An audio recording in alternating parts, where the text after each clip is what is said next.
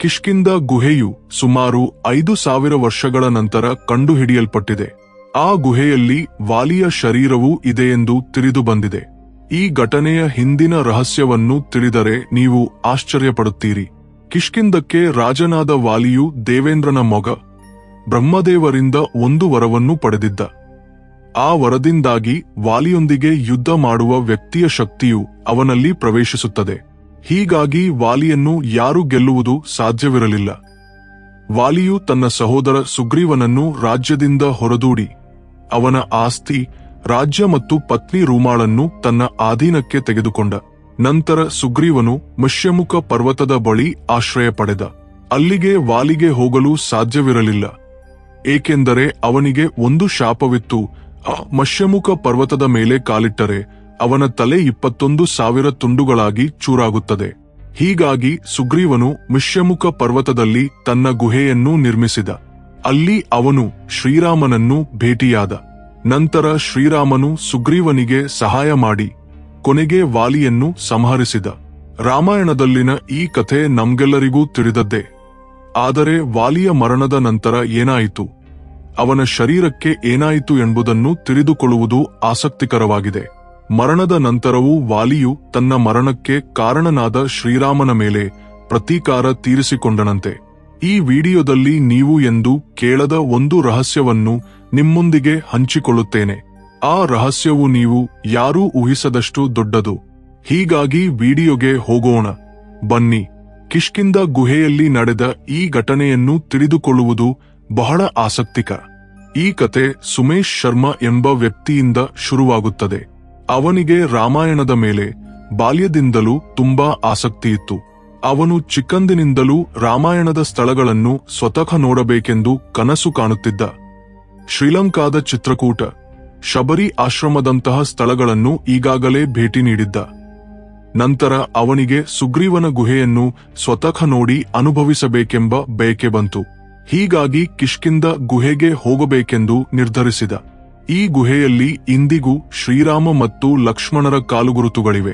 ಈ ಪ್ರದೇಶವು ಹಿಂದೆ ಕಿಷ್ಕಿಂಧ ನಗರವಾಗಿ ಪ್ರಸಿದ್ಧವಾಗಿತ್ತು. ಪ್ರಸ್ತುತ ಇದು ಕರ್ನಾಟಕದ ಹಂಪಿ ನಗರದ ಸಮೀಪದಲ್ಲಿದೆ. ಈ ಗುಹೆಯು ಇಂದಿಗೂ ಪ್ರವಾಸಿಗರನ್ನು ಆಕರ್ಷಿಸುತ್ತದೆ. ಪ್ರಸ್ತುತ ಕರ್ನಾಟಕದ ಹಂಪಿಯಲ್ಲಿರುವ ಸುಗ್ರೀವನ ಗುಹೆಯು ರಾಮಾಯಣ ಕಾಲದಲ್ಲಿ ವಿಶೇಷ ಸ್ಥಾನವನ್ನು ಪಡೆದಿತ್ತು. ಈ ಗುಹೆಯು ಇಂದಿಗೂ ಪರ್ವತ ಪ್ರದೇಶಗಳಲ್ಲಿ ಕಾಣಸಿಗುತ್ತಿರುವುದರಿಂದ ಅದು ಎಷ್ಟು ವಿಶೇಷವೆಂದು ಅರ್ಥವಾಗುತ್ತದೆ. ರಾಮಾಯಣದಲ್ಲಿ ಹನುಮಂತನು ಸುಗ್ರೀವನನ್ನು ಶ್ರೀರಾಮನೊಂದಿಗೆ ಸ್ನೇಹ ಮಾಡಿಸಿದ. ಸೋಮೇಶ್ ಶರ್ಮಾ ಎಂಬ ವ್ಯಕ್ತಿಯು ಯುಪಿಎಸ್ಸಿಗಾಗಿ ಯದುತ್ತಾ ತನ್ನ ಸ್ನೇಹಿತರ ಗುಂಪಿನೊಂದಿಗೆ ಈ ಗುಹೆಗೆ ಭೇಟಿ ನೀಡಿದ. ಆ ಸ್ಥಳವನ್ನು ತುಂಬಾ ಜಾಗರೂಕತೆಯಿಂದ ಪರಿಶೀಲಿಸಿ ರಾಮಾಯಣದಲ್ಲಿ ಹೇಳಿದ ಅನೇಕ ಸಾಕ್ಷ್ಯಗಳನ್ನು ಅಲ್ಲಿಯೇ ಕಂಡುಹಿಡಿದ. ಆದರೆ ಸ್ವಲ್ಪ ಸಮಯದ ನಂತರ ಸೋಮೇಶ್ ಶರ್ಮಾ ತನ್ನ ಗುಂಪಿನಿಂದ ದೂರ ಹೋಗಿ ಕಾಡು ತುಂಬಿದ ಪರ್ವತ ಪ್ರದೇಶಕ್ಕೆ ಹೋದ. ಆ ಪ್ರದೇಶವನ್ನು ನೋಡುತ್ತಾ ಕೆಲವು ಆಶ್ಚರ್ಯಕರ ವಿಷಯಗಳನ್ನು ತಿಳಿದುಕೊಂಡ. ಸೋಮೇಶ್ ಶರ್ಮಗೆ ಆ ಗುಹೆಯೊಳಗೆ ಕಾಲಿಟ್ಟ ನಂತರ ಒಮ್ಮೆಲೆ ತನ್ನ ದೇಹದಲ್ಲಿ ತೀವ್ರವಾದ ಸುಸ್ತು ಅನುಭವವಾಯಿತು. ದೇಹವು ಡಿಹೈಡ್ರೇಟ್ ಆಗಿತ್ತು. ಅದರೊಂದಿಗೆ ಒಳಗೆ ಯಾವುದೋ ವಿಚಿತ್ರವಾದ ದೌರ್ಬಲ್ಯವನ್ನು ಕಂಡುಹಿಡಿದ. ಸುತ್ತಮುತ್ತ ನೀರಿಗಾಗಿ ಎಷ್ಟು ನೋಡಿದರೂ ಎಲ್ಲಿಯೂ ಸರಿಯಾದ ವ್ಯವಸ್ಥೆಗಳಿರಲಿಲ್ಲ.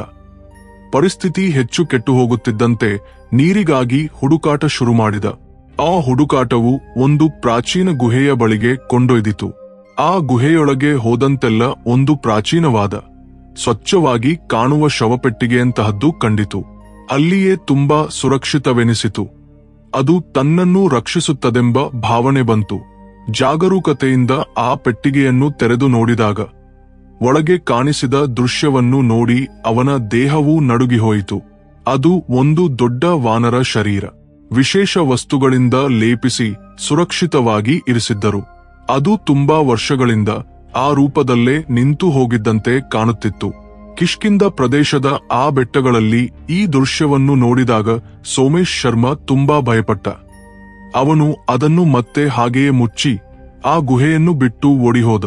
ನಂತರ ಸ್ವಲ್ಪ ಧೈರ್ಯ ತೆಗೆದುಕೊಂಡು ಹೊರಗೆ ಬಂದು ಮತ್ತೆ ತನ್ನ ಸ್ನೇಹಿತರನ್ನು ಭೇಟಿಯಾಗಿ ತಾನು ನೋಡಿದ ವಿಷಯಗಳನ್ನು ವಿವರಿಸಿದ. ಸ್ನೇಹಿತರೊಂದಿಗೆ ಚರ್ಚಿಸಿದ ನಂತರ ಸೋಮೇಶ್ ಶರ್ಮಗೆ ಎಲ್ಲಿಯೂ ಇಲ್ಲದ ಸಂತೋಷ ಬಂತು. ಅದು ಸುಗ್ರೀವನಿಗೆ ಸಂಬಂಧಿಸಿದ್ದೆಂದು ಅವನಿಗೆ ತಿಳಿಯಿತು. ಸುಗ್ರೀವನ ಗುಹೆಯಿಂದ ಹೊರಗೆ ಹೋದ ಸೋಮೇಶ್ ಶರ್ಮಗೆ ತನ್ನ ಆರೋಗ್ಯವು ಚೆನ್ನಾಗಿದ್ದಂತೆ ಅನಿಸಿತು. ಮತ್ತೆ ತನ್ನ ಸ್ನೇಹಿತರೊಂದಿಗೆ ಆ ಗುಹೆಯೊಳಗಿನ ಪೆಟ್ಟಿಗೆಯನ್ನು ನೋಡಲು ಹೋಗುವುದೆಂದು ನಿರ್ಧರಿಸಿದ.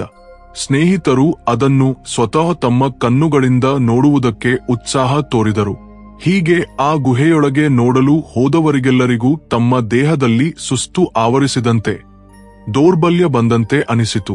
ನೀರಿನ ಹುಡುಕಾಟ ಮಾಡಿದರು, ಆದರೆ ಲಾಭವಿರಲಿಲ್ಲ. ಕೊನೆಗೆ ಎಲ್ಲರೂ ಗುಹೆ ಪ್ರದೇಶಕ್ಕೆ ಹಿಂದಿರುಗಿದರು. ಎಲ್ಲರ ಮನಸ್ಸಿನಲ್ಲೂ ಒಂದೇ ಪ್ರಶ್ನೆ ಬಂತು.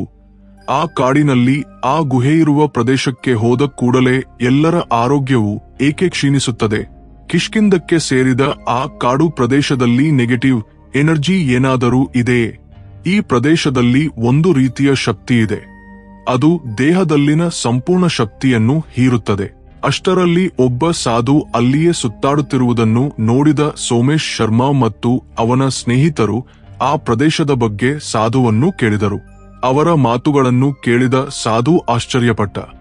ನಂತರ ಆ ವಿಷಯಗಳ ಹಿಂದಿನ ಸತ್ಯವನ್ನು ತಿಳಿಯಲು ಪ್ರಯತ್ನಿಸಿದರು. ಸಾಧು ಅವರೊಂದಿಗೆ ಆ ಪ್ರದೇಶಕ್ಕೆ ಹೋಗುವುದು ಮರಣವನ್ನು ಆಹ್ವಾನಿಸುವಂತೆ ಎಂದು, ಏಕೆಂದರೆ ಅಲ್ಲಿಗೆ ಹೋದವರು ಎಂದು ಹಿಂದಿರುಗಿ ಬಂದಿಲ್ಲ ಎಂದು ಹೇಳಿದ. ಆ ಗುಹೆಯಲ್ಲಿ ಕಿಷ್ಕಿಂಧ ರಾಜ ವಾಲಿಯ ಶರೀರವು ಇನ್ನೂ ಸುರಕ್ಷಿತವಾಗಿದೆ. ಅದಕ್ಕೆ ಗೋಕುರ ವಂಶಕ್ಕೆ ಸೇರಿದವರು ಭದ್ರತೆ ನೀಡುತ್ತಿದ್ದಾರೆ. ಅವರಿಗಿರುವ ವರದಿಂದಾಗಿ ಅವನ ಬಳಿಗೆ ಬರುವವರೆಲ್ಲರೂ ಯಮನ ಬಳಿಗೆ ಹೋಗುತ್ತಾರೆ. ವಾಲಿಯು ಬ್ರಹ್ಮದೇವರ ಅನುಗ್ರಹವನ್ನು ಪಡೆದವನೆಂದು ಹೇಳುತ್ತಾರೆ. ಅವನ ಶಕ್ತಿಯು ಅದ್ಭುತವಾದದ್ದು. ಯಾರು ಅವನೊಂದಿಗೆ ಯುದ್ಧ ಮಾಡಿದರೂ ಅಥವಾ ಅವನೆದುರು ನಿಂತರೂ ಅವರ ಶಕ್ತಿಯನ್ನು ವಾಲಿಯು ತೆಗೆದುಕೊಳ್ಳುತ್ತಾನೆ. ಕಿಷ್ಕಿಂಧದ ಪರ್ವತ ಪ್ರದೇಶಗಳಲ್ಲೂ ವಾಲಿಯ ಪ್ರಭಾವ ಕಾಣಿಸುತ್ತದೆ. ಯಾವ ಮನುಷ್ಯನು ಆ ಪ್ರದೇಶದಲ್ಲಿ ಕಾಲಿಟ್ಟರೂ ಅವನ ಆರೋಗ್ಯವು ಕ್ಷೀಣಿಸಲು ಶುರುವಾಗುತ್ತದೆ. ಸುಸ್ತು ಅನಿಸುತ್ತದೆ. ಶಕ್ತಿಯ ಅರ್ಧವೂ ಹೋದಂತೆ ಇರುತ್ತದೆ. ಇದು ವಾಲಿಯ ಶರೀರದಲ್ಲಿರುವ ವಿಶೇಷ ಶಕ್ತಿಗೆ ಕಾರಣವೆಂದು ಹೇಳುತ್ತಾರೆ. ಎಲ್ಲರೂ ಈ ವಿಷಯವನ್ನು ತಿಳಿದು ಆಶ್ಚರ್ಯಪಟ್ಟರು. ಶ್ರೀರಾಮನು ವಾಲಿಯನ್ನು ಕೊಂದ ನಂತರವೂ ಆ ಗುಹೆಯಲ್ಲಿ ವಾಲಿಯ ಶರೀರವು ಇಂದಿಗೂ ಏಕೆ ಇದೆ ಎಂಬ ಪ್ರಶ್ನೆ ಅವರೆಲ್ಲರಿಗೂ ಬಂತು. ಈ ಪ್ರಶ್ನೆಗೆ ನಿಜವಾದ ಉತ್ತರವನ್ನು ಸಾಧು ಹೇಳಿದಾಗ ಆಶ್ಚರ್ಯವಾಯಿತು. ನೀವು ಈ ವಿಡಿಯೋವನ್ನು ಸಂಪೂರ್ಣವಾಗಿ ನೋಡಿ, ಏಕೆಂದರೆ ಈ ವಿಡಿಯೋದಲ್ಲಿ ನೀವು ಇದುವರೆಗೂ ಯಾವ ರಾಮಾಯಣ ಸೀರೀಸ್ನಲ್ಲೂ ತಿಳಿಯದ ಸತ್ಯಗಳನ್ನು ತಿಳಿಯುತ್ತೀರಿ. ರಾಮಾಯಣ ಕಾಲದಲ್ಲಿ ಇಬ್ಬರು ರಾಕ್ಷಸರು ಇದ್ದರು. ಅವರ ಹೆಸರುಗಳು ದುಂದುಭಿ ಮತ್ತು ಮಾಯಾವಿ. ಅವರು ಮಹಾಭಯಂಕರ ರಾಕ್ಷಸರು. ಮಾಯಾವಿಯು ಹೇಮ ಎಂಬವನ ಮಗ. ಹೇಮನು ರಾವಣನ ಪತ್ನಿ ಮಂಡೋದರಿಯ ಮಾವನಾಗುತ್ತಾನೆ. ಮಾಯಾವಿಗೆ ಚಿಕ್ಕ ಸಹೋದರ ದುಂದುಭಿ. ಅವನಿಗೆ ತನ್ನ ಶಕ್ತಿಯ ಮೇಲೆ ತುಂಬಾ ಹೆಮ್ಮೆಯಿತ್ತು. ಹೀಗಾಗಿ ಅವನು ಸಮುದ್ರಕ್ಕೆ ತನ್ನೊಂದಿಗೆ ಯುದ್ಧಕ್ಕೆ ಬಾ ಎಂದು ಸವಾಲು ಹಾಕಿದ. ಆದರೆ ಸಮುದ್ರವು, ನಾನು ನನ್ನ ಮಿತಿಗಳನ್ನು ಮೀರಲಾರೆ, ಹೀಗಾಗಿ ಪರ್ವತಗಳ ಬಳಿಗೆ ಹೋಗಿ ಯುದ್ಧಕ್ಕೆ ಕರೆಯು ಎಂದು ಹೇಳಿತು. ಹೀಗಾಗಿ ದುಂದುಭಿಯು ಹಿಮಾಲಯ ಪರ್ವತಕ್ಕೆ ಹೋಗಿ ಯುದ್ಧಕ್ಕೆ ಸವಾಲು ಹಾಕಿದ. ಹಿಮಾಲಯವು ಕೋಪಗೊಂಡಿತು, ಆದರೆ ತನ್ನ ಮಿತಿಗಳಿಂದಾಗಿ ಯುದ್ಧ ಮಾಡಲಿಲ್ಲ. ನಂತರ ದುಂದುಭಿಯು ವಾಲಿಯನ್ನು ಎದುರಿಸಲು ಹೋದ. ವಾಲಿಯು ಆ ಸವಾಲನ್ನು ತಿರಸ್ಕರಿಸಲು ಸಾಧ್ಯವಿರಲಿಲ್ಲ, ಏಕೆಂದರೆ ಯುದ್ಧಕ್ಕೆ ಆಹ್ವಾನಿಸುವ ಯಾರ ಸವಾಲನ್ನು ತಿರಸ್ಕರಿಸುವುದು ಅವನಿಗೆ ಅಭ್ಯಾಸವಿರಲಿಲ್ಲ. ಆದರೆ ವಾಲಿಯ ಶಕ್ತಿಯನ್ನು ದುಂದುಭಿಯು ಅಂದಾಜು ಮಾಡಲಿಲ್ಲ. ದುಂದುಭಿಯು ಒಂದು ಎತ್ತಿನ ರೂಪದಲ್ಲಿ ವಾಲಿಯ ಮೇಲೆ ದಾಳಿ ಮಾಡಿದ. ಆದರೆ ವಾಲಿಯು ಅವನನ್ನು ಕೂಡಲೇ ಕೊಂದು ಹಾಕಿದ. ವಾಲಿಯು ಅವನನ್ನು ಭಯಂಕರವಾಗಿ ದೂರಕ್ಕೆ ಎಸೆದು ಅವನ ಶವವು ಮಿಷ್ಯಮುಖ ಪರ್ವತದ ಮೇಲೆ ಬಿದ್ದಿತು. ರಕ್ತ ಚಿಮ್ಮುತ್ತಿರುವ ಶವವು ಮತಂಗಮುನಿಯ ಆಶ್ರಮದ ಮೇಲೆ ಬಿದ್ದಿತು. ಈ ಘಟನೆಯು ಮತಂಗಮುನಿಗೆ ಕೋಪ ತರಿಸಿತು. ಹೀಗಾಗಿ ಅವರು ವಾಲಿಗೆ ಶಾಪ ನೀಡಿದರು. ವಾಲಿಯು ಮಿಷ್ಯಮುಖ ಪರ್ವತದ ಮೇಲೆ ಕಾಲಿಟ್ಟರೆ ಅವನ ತಲೆ ತುಂಡುಗಳಾಗುತ್ತದೆ ಎಂದು. ಮಾಯಾವಿಯು ತನ್ನ ಚಿಕ್ಕ ಸಹೋದರನು ಸತ್ತನೆಂದು ತಿಳಿದು ವಾಲಿಯ ಮೇಲೆ ದಾಳಿ ಮಾಡಲು ಹೊರಟ. ಅವರು ಯುದ್ಧಕ್ಕೆ ಸಿದ್ಧರಾದರು. ಇಬ್ಬರೂ ಯುದ್ಧಕ್ಕಾಗಿ ಗುಹೆಯೊಳಗೆ ಹೋದರು.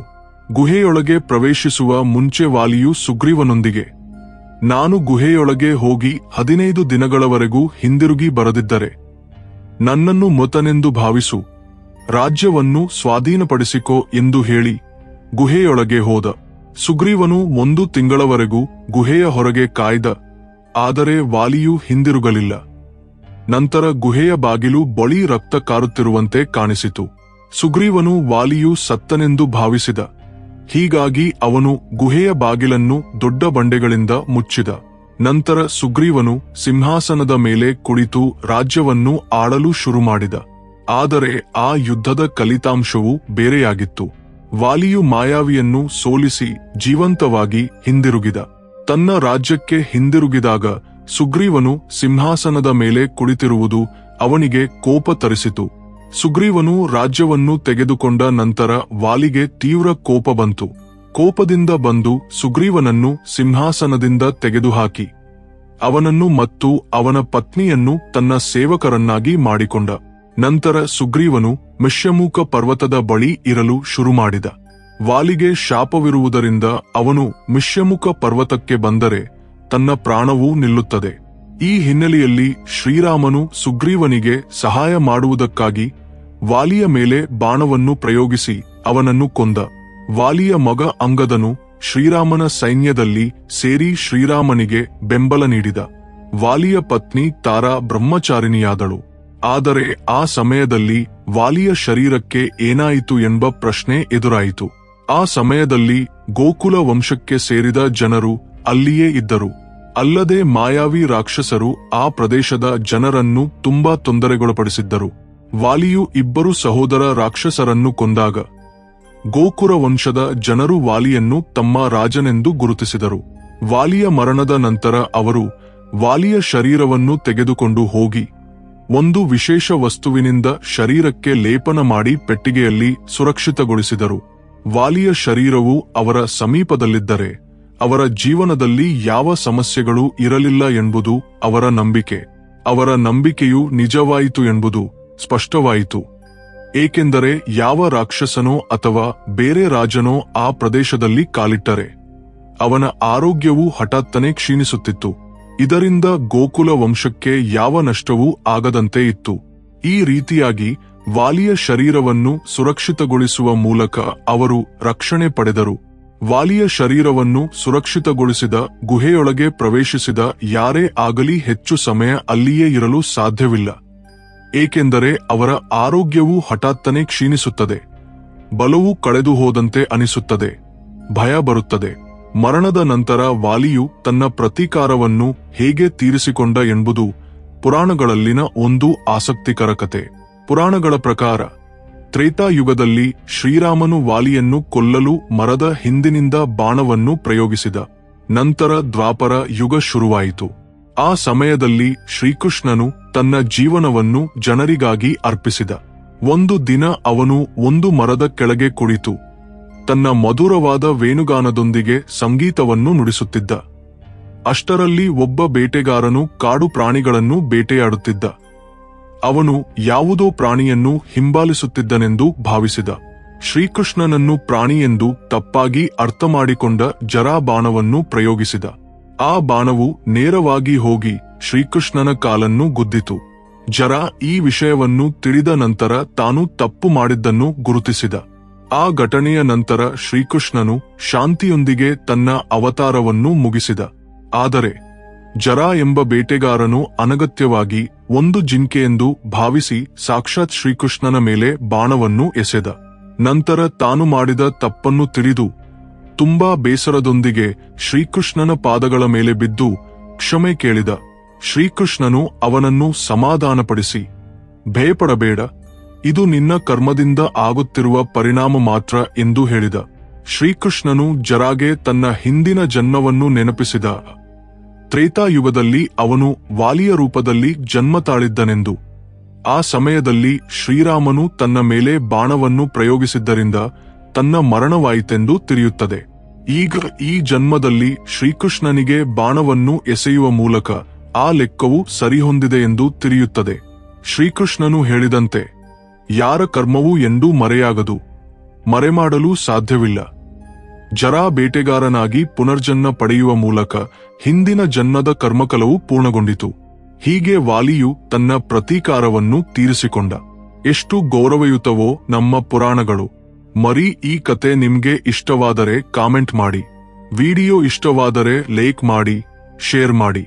ಇದುವರೆಗೂ ನಮ್ಮ ಚಾನಲ್ಗೆ ಸಬ್ಸ್ಕ್ರೈಬ್ ಮಾಡಿಕೊಳ್ಳದಿದ್ದರೆ ಈಗಲೇ ಸಬ್ಸ್ಕ್ರೈಬ್ ಮಾಡಿಕೊಂಡು ಪಕ್ಕದಲ್ಲಿರುವ ಬೆಲ್ ಐಕಾನ್ ಮೇಲೆ ಕ್ಲಿಕ್ ಮಾಡಿ. ಮುಂದಿನ ವಿಡಿಯೋದಲ್ಲಿ ಮತ್ತೆ ಭೇಟಿಯಾಗೋಣ.